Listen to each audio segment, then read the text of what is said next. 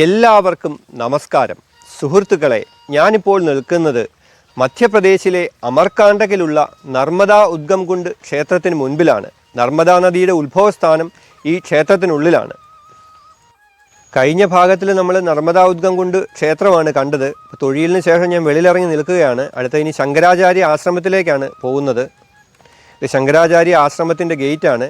നർമ്മദാ ഉദ്ഗംകുണ്ട് ക്ഷേത്രത്തിൻ്റെ അവിടുന്ന് ഒരു 200 മീറ്റർ മുകളിലായിട്ടാണ് ഈ ശങ്കരാചാര്യ ആശ്രമം ഇരിക്കുന്നത്. ഇതിൻ്റെ തൊട്ട് താഴെയായിട്ടാണ് കാലാചൂരി ഗ്രൂപ്പ് ഓഫ് ടെമ്പിൾസ്. അത് രണ്ടുമാണ് നമ്മൾ ഇപ്രാവശ്യത്തെ വീഡിയോയിൽ കാണുന്നത്. ഇതാണ് ശങ്കരാചാര്യ ആശ്രമം.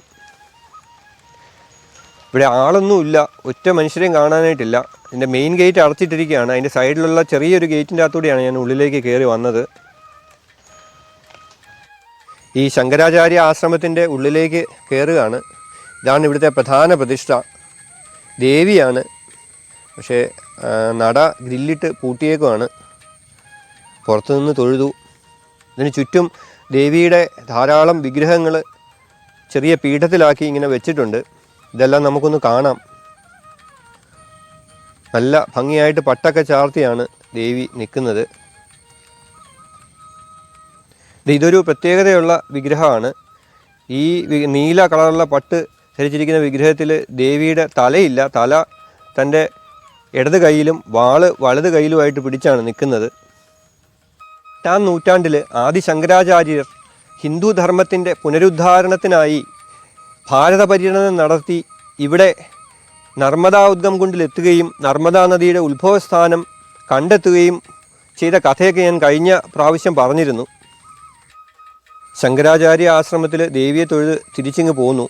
ഇതിപ്പോൾ നമ്മൾ അമർകാണ്ടക് ഗ്രൂപ്പ് ഓഫ് ടെമ്പിൾസിന് മുമ്പിലാണ് എത്തി നിൽക്കുന്നത്. ഇതാണ് കാലാചൂരി ഗ്രൂപ്പ് ഓഫ് ടെമ്പിൾസ് എന്ന് അറിയപ്പെടുന്നത്. കാലാചൂരി രാജാക്കന്മാർ 10-ാം നൂറ്റാണ്ട് മുതൽ 12-ാം നൂറ്റാണ്ട് വരെയുള്ള സമയത്ത് പണിത ക്ഷേത്രങ്ങളാണ്. ഇതിൽ പാതാളേശ്വര ക്ഷേത്രമാണ് ഏറ്റവും പ്രധാനപ്പെട്ടത്. അവിടെ പ്രതിഷ്ഠ നടത്തിയത് ശങ്കരാചാര്യരാണ് എന്നാണ് പറയപ്പെടുന്നത്.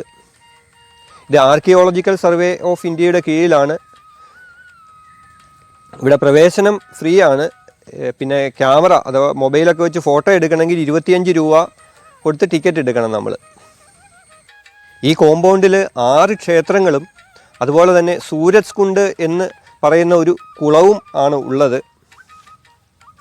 ആർക്കിയോളജിക്കൽ സർവേ ഓഫ് ഇന്ത്യ വളരെ മനോഹരമായിട്ട് ഈ ക്ഷേത്രങ്ങൾ, അതിപുരാതനമായിട്ടുള്ള ഈ ക്ഷേത്രങ്ങൾ മെയിൻറ്റെയിൻ ചെയ്തിട്ടുണ്ട്. അങ്ങോട്ട് കയറി വരുമ്പോൾ തന്നെ നമ്മൾ ആദ്യം കാണുന്നത് പഞ്ചമഠ ക്ഷേത്രങ്ങളാണ്. 5 ക്ഷേത്രങ്ങളാണുള്ളത് അതിൻ്റെ അകത്ത്. അത് കഴിഞ്ഞ് കഴിഞ്ഞാൽ പിന്നെ കേശവനാരായണ ടെമ്പിള്, ജൂഹില ടെമ്പിള്, മച്ചേന്ദ്രനാഥ ടെമ്പിള്, പാതാളേശ്വര ക്ഷേത്രം, അവസാനമായിട്ട് കർണക്ഷേത്രം. ഇത്രയും ക്ഷേത്രങ്ങളാണ് ഇതിനകത്ത് ഉള്ളത്. വിവിധ രൂപത്തിൽ പണി കഴിപ്പിച്ചിരിക്കുന്ന 5 ക്ഷേത്രങ്ങളാണ് ഈ പഞ്ചമഠ ക്ഷേത്രങ്ങൾ എന്ന് പറയുന്നത്. 15-ാം നൂറ്റാണ്ടിൽ ഗോണ്ട് രാജവംശത്തിലെ രാജാക്കന്മാരാണ് ഒരു ഒറ്റ തറയിലായിട്ട് ഈ 5 ക്ഷേത്രങ്ങളും പണിതിരിക്കുന്നത്. ഇതിനകത്തെ പ്രതിഷ്ഠകളൊക്കെ ഏതാണ്ട് നഷ്ടപ്പെട്ടിരിക്കുന്നു. വേറെ ചില പ്രതിഷ്ഠകളൊക്കെ എടുത്ത് അതിൻ്റെ അകത്ത് ഇപ്പോൾ തൽക്കാലത്തേക്ക് വെച്ചിട്ടുണ്ട്.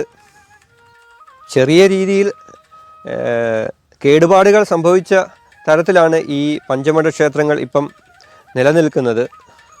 പഞ്ചമഠ ക്ഷേത്രങ്ങളുടെ തൊട്ട് താഴെയായിട്ടുള്ള സൂരജ് കുണ്ട് ശ്രീ ശങ്കരാചാര്യർ 8-ാം നൂറ്റാണ്ടിൽ ഇവിടെ എത്തി നർമ്മദാ നദിയുടെ ഉത്ഭവസ്ഥാനം കണ്ടെത്തിയ സമയത്ത് അതിൻ്റെ ഓർമ്മയ്ക്കായിട്ട് പണി കഴിപ്പിച്ചതാണ് എന്ന് വിശ്വസിക്കപ്പെടുന്നു. ഈ സൂരജ് കുണ്ടിൻ്റെ വലതുഭാഗത്തായിട്ട് നമുക്ക് കാണാൻ പറ്റുന്നത് കേശവനാരായണ ക്ഷേത്രവും അതിൻ്റെ തൊട്ടു വലതുഭാഗത്തായിട്ട് മച്ചേന്ദ്രനാഥ ക്ഷേത്രവുമാണ്. ഈ കാണുന്നതാണ് കേശവനാരായണ ക്ഷേത്രം. 18-ാം നൂറ്റാണ്ടിൽ നാഗപ്പൂർ ആസ്ഥാനമായി ഭരിച്ചിരുന്ന ഭോൻസലെ രാജാക്കന്മാരാണ് ഈ കേശവനാരായണ ക്ഷേത്രം പണി കഴിപ്പിച്ചത്. ഇതിൻ്റെ ശ്രീകോവിലിൽ 2 പ്രതിഷ്ഠകളാണുള്ളത്. ഒരെണ്ണം കിഴക്കോട്ടും ഒരെണ്ണം വടക്കോട്ടുമാണ് ദർശനം. ഈ 2 പ്രതിഷ്ഠകളും ഇന്ന് അപ്രത്യക്ഷമാണ്. പഞ്ചരഥ മാതൃകയിലുള്ള മച്ചേന്ദ്രനാഥ ക്ഷേത്രത്തിലാണ് നമ്മളിപ്പം നിൽക്കുന്നത്. ശിവനാണ് ഇവിടുത്തെ പ്രതിഷ്ഠ.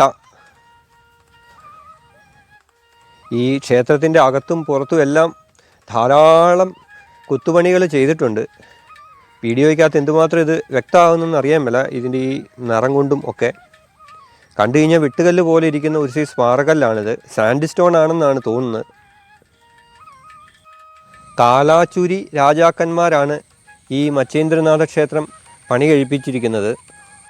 മച്ചേന്ദ്രനാഥ ക്ഷേത്രത്തിൽ നിന്നും അടുത്തതായി നമ്മൾ പോകുന്നത് ജൂഹില ടെമ്പിളിലോട്ടാണ്. ജൂഹില അല്ലെങ്കിൽ ജോഹില എന്ന് പറയുന്നത് അമർകാണ്ട കുന്നുകളിൽ നിന്ന് ഉത്ഭവിക്കുന്ന മറ്റൊരു നദിയാണ്. നർമ്മദയും ജൂഹിലയും സോണും ഈ 3 നദികളാണ് അമർകാണ്ടകിലെ മായിക്കൽ കുന്നുകളിൽ നിന്ന് ഉത്ഭവിക്കുന്നത്. നർമ്മദാ നദി പടിഞ്ഞാറോട്ടും ജൂഹിലയും സോണും കിഴക്കോട്ടുമാണ് ഒഴുകുന്നത്. ഈ 3 നദികളുമായി ബന്ധപ്പെട്ട വളരെ രസകരമായ കഥയൊക്കെ കഴിഞ്ഞ ഭാഗത്തിൽ ഞാൻ പറഞ്ഞിരുന്നു. അടുത്തതായി നമ്മളിപ്പോൾ എത്തി നിൽക്കുന്നത് ശ്രീ ആദിശങ്കരാചാര്യർ ശിവലിംഗ പ്രതിഷ്ഠ നടത്തി എന്ന് വിശ്വസിക്കപ്പെടുന്ന പാതാളേശ്വര ക്ഷേത്രത്തിന് മുന്നിലാണ്. നമ്മൾ ക്ഷേത്രത്തിനുള്ളിലേക്ക് പ്രവേശിച്ചു. 8-ാം നൂറ്റാണ്ടിലാണ് ആദിശങ്കരാചാര്യർ അമർകാണ്ട കുന്നുകളിൽ എത്തിയിട്ടുള്ളത് എങ്കിലും ഈ ക്ഷേത്രം അതിന് കാലങ്ങൾക്ക് ശേഷം 11-ാം നൂറ്റാണ്ടിലാണ് കാലാചൂരി രാജാക്കന്മാർ പണി കഴിപ്പിച്ചിരിക്കുന്നത്. ലക്ഷ്മികർണൻ എന്ന് പറയുന്ന രാജാവാണ് ഈ ക്ഷേത്രം പണി കഴിപ്പിച്ചത്. ആർക്കിയോളജിക്കൽ സർവേയുടെ കീഴിലുള്ള ഈ ക്ഷേത്രങ്ങളിൽ ഏറ്റവും പുരാതനമായിട്ടുള്ളതും ഈ പാതാളേശ്വര ക്ഷേത്രമാണ്. ഇവിടുത്തെ ശിവലിംഗ പ്രതിഷ്ഠയ്ക്ക് പാതാളേശ്വരൻ എന്ന് പേര് വരാൻ കാരണം ഇത് ഈ ക്ഷേത്രത്തിൻ്റെ ശ്രീകോവിലിൽ വളരെ താഴോട്ട് തറനിരപ്പിൽ നിന്നും ഏതാണ്ട് 1.5 മീറ്ററോളം താഴോട്ട് ഇറക്കിയാണ് പ്രതിഷ്ഠിച്ചിട്ടുള്ളത്. അത്രയും കുഴിയിലിരിക്കുന്നതുകൊണ്ടാണ് ഇവിടുത്തെ ശിവലിംഗ പ്രതിഷ്ഠയെ പാതാളേശ്വരൻ എന്ന് വിളിക്കുന്നത്. ഈ ശ്രീകോവിലിൻ്റെ നടയൊക്കെ അടച്ച് പൂട്ടിയിട്ടിരിക്കുക ആയതുകൊണ്ട് ഇതിൻ്റെ ഗ്രില്ലിനിടയിൽ കൂടെ വളരെ ചെറിയ രീതിയിൽ നമുക്ക് പാതാളേശ്വരനെ കാണാൻ സാധിക്കുന്നുള്ളൂ. അങ്ങ് കുഴിയിലായതുകൊണ്ട് തന്നെ നല്ല ഇരുട്ടാണ്. ഇതിനകത്ത് വേറെ വെളിച്ചമൊന്നുമില്ല. വളരെ സൂക്ഷിച്ച് നോക്കിയാൽ മാത്രമേ നമുക്ക് ഭഗവാനെ കാണാൻ പറ്റുകയുള്ളൂ.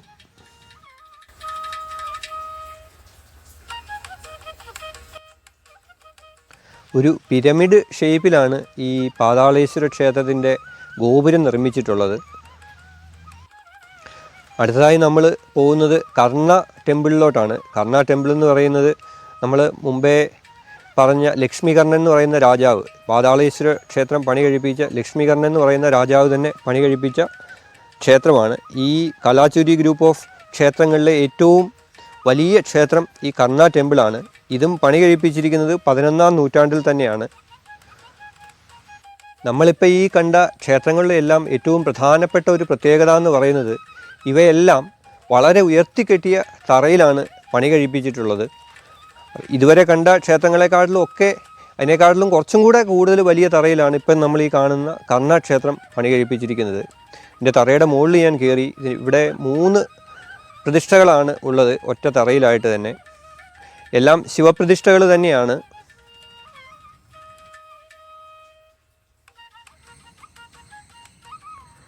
ഈ ക്ഷേത്രത്തിൽ ഈ പീഠം മാത്രമേ ഉള്ളൂ, ശിവലിംഗം ഇവിടെ കാണുന്നില്ല.